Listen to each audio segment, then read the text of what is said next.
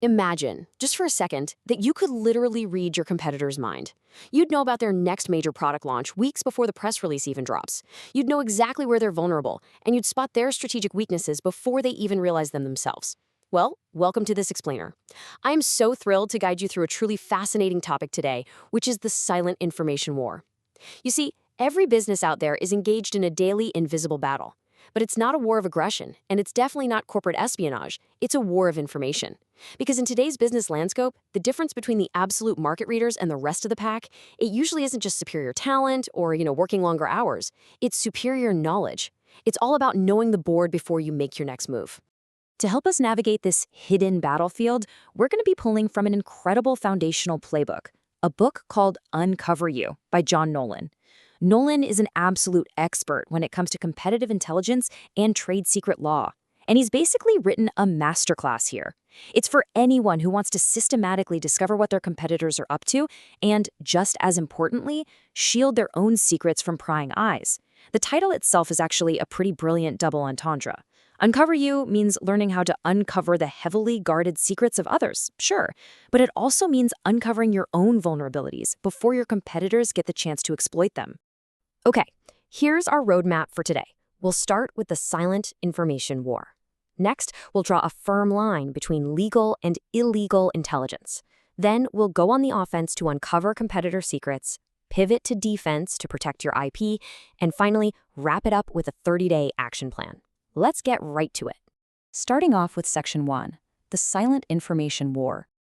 As I mentioned a minute ago, the gap between winning and losing in your market really often boils down to who has the best intelligence. Most business owners are operating completely in the dark. They're just guessing at what their competitors might be planning. And because of that, they're always forced to react to market moves after they've already happened. But we need to completely shift our paradigm right now. Listen to this brilliant quote from Nolan. The secret to uncovering competitor secrets is recognizing that most of them are not secrets at all. They're just overlooked.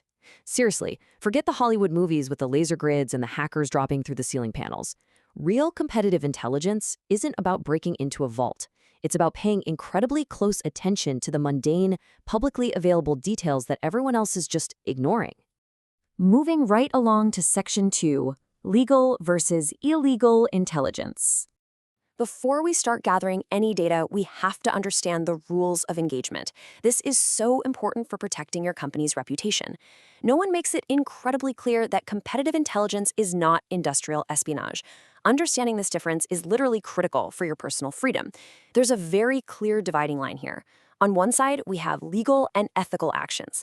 Things like analyzing public financial reports, casually chatting at trade shows, looking at social media, or even buying a product and taking it apart. Those are totally fair game. But on the flip side, we have illegal and unethical actions. Hacking into systems, bribing a competitor's employees, trespassing, wiretapping, absolutely not. Laws like the Economic Espionage Act make stealing trade secrets a federal crime, and ignorance is definitely not an excuse. So no one gives us a super simple golden rule to live by here. If you have to ask whether an action is legal, it probably isn't. Stick to the ethical side, and trust me, you're going to find more data than you could ever possibly need. Section 3. Offense. Uncovering competitor secrets. Now that we know the rules, it's time to actively but legally gather some strategic intelligence. Enter the concept of OSINT, or open source intelligence. These are literal gold mines hiding in plain sight. They're completely free and totally legal for anyone to look at. Think about public companies filing their 10K and 10Q reports with the SEC. The management discussion and analysis sections in those reports, they tell you exactly what your competitors view as their biggest risks and opportunities. Patent databases show you what they're building years before launch. And trade shows are just massive for this. You can walk the floor, grab brochures, photograph public booth displays, and take notes. There's actually a case study in the book where a company analyzed a photograph of a competitor's trade show booth and realized a brand new product design was coming. That allowed them to pivot their own strategy immediately. It's all about what Nolan calls passive listening. Let's zoom in on one specific OSINT tool that is just ridiculously powerful, the humble job posting. Seriously, this is a massive goldmine. If your competitor suddenly posts a listing for a chief data officer, well, they're probably pivoting hard into AI. Or if a company is suddenly hiring 12 battery engineers out of nowhere, you really don't need a spy to tell you they're developing an electric vehicle. Nolan shares this great case study where a software startup noticed a competitor hiring an iOS developer with biometrics experience. That one single, totally mundane job posting revealed that the competitor was building fingerprint authentication. So what did the startup do? They immediately accelerated their own biometrics feature and ended up beating their competitor to the market by 6 months. No way, right? That is the power of paying attention. This active observation leads us right into human intelligence. This is all about gathering info from people, customers, suppliers, former employees, and doing it ethically. You never misrepresent who you are, and you never, ever ask them to break an NDA. Instead, you use Nolan's interview method. Step 1, start broad. Just ask something like, what kind of trends are you seeing in the industry lately? Step 2, listen way more than you speak. People naturally love to talk. Step 3, ask them about their problems, not their solutions. Okay, step 4 is my absolute favorite. It's called the Columbo technique, named after that classic TV detective. As you're leaving the room or wrapping up the chat, you turn around and ask one final super casual follow-up question. That is almost always when you get the most honest, unguarded answer. And finally, step 5, triangulate. Always cross-reference what you hear with other sources to make sure it's actually accurate. Then we have technical intelligence, which mostly comes down to reverse engineering. Now, I know reverse engineering sounds a bit sneaky, but by definition, it is generally a completely legal practice in the United States, as long as you lawfully acquire the product. If you buy a competitor's widget off the shelf, you can take it apart.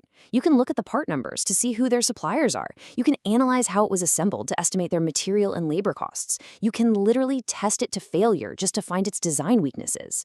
No one's rule of thumb here is really straightforward. If you can see it, measure it, or test it with a lawfully purchased product, you can analyze it. So, who is watching you right now? It's kind of a chilling question, isn't it? Because as we sit here talking about how to legally analyze job postings and reverse engineer products and triangulate conversations at trade shows, you have to realize that your competitors are playing this exact same game against you. And if you aren't actively protecting yourself, you're probably handing them your entire playbook on a silver platter. Which brings us to Section 4, Defense, Protecting Your IP. We need to build an absolute fortress around your proprietary information. It's so easy to overlook, but the mirror image of uncovering competitor secrets is realizing that your own company is likely leaking valuable information every single day, and probably nobody is even noticing. Let's run through these major leak points where information tends to escape. Employees are a huge one. A casual social media selfie in the office might just have a whiteboard full of strategic plans perfectly visible in the background. Or maybe there's some loose talk at a local bar after work.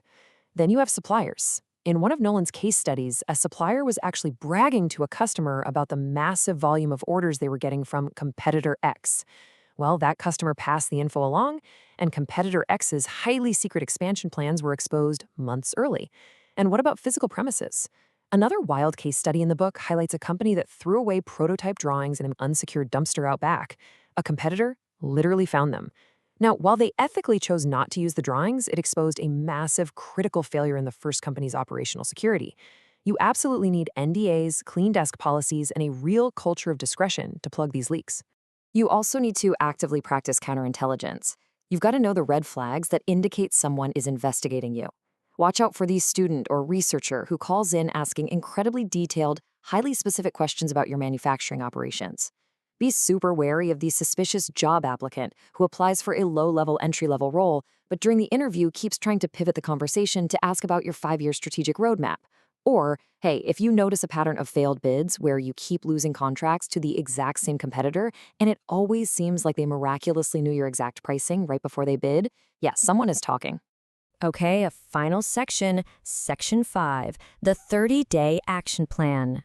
Understanding the theory is great, but Nolan is a pragmatist. It's time to make this playbook immediately actionable in your own organization. Here is Nolan's super practical 4-week timeline. In week 1, assessment. You basically inventory what you already know, list out your top competitors, and identify your biggest blind spots. Week 2 is discovery. This is where you set up your automated open-source intelligence monitoring. Create those Google alerts for competitor executives, keep a close eye on their job boards, monitor their patent filings. In week 3, we pivot to protection. Secure your own information. Make sure your NDAs are airtight, get digital security measures like 2-factor authentication in place, and actually train your employees on what a trade secret is. Finally, in week 4, analysis in action. You take all that raw data, build detailed competitor profiles, find the strategic gaps in the market, and present the findings to your leadership team. I really want to reiterate this powerful quote from the book. Intelligence without action is entertainment. Action without intelligence is gambling. Think about it. If you do all of this research, you set up the alerts, you decode all the job postings, but you never actually change your business strategy based on what you find, you're basically just entertaining yourself. Raw data is totally useless without that crucial analysis phase that turns it into a winning strategic move. I'm going to leave you with one final provocative thought. If your absolute top competitor looked at your public footprint today, your job postings, your unsecured dumpsters, your employee social media, your supplier relationships, what secrets would they uncover about you tomorrow? It's a really vital question to ask yourself as you step back out onto the hidden battlefield of modern business. Thank you so much for joining me on this explainer. Now go assess your vulnerabilities, deploy that 30-day plan, and uncover something amazing.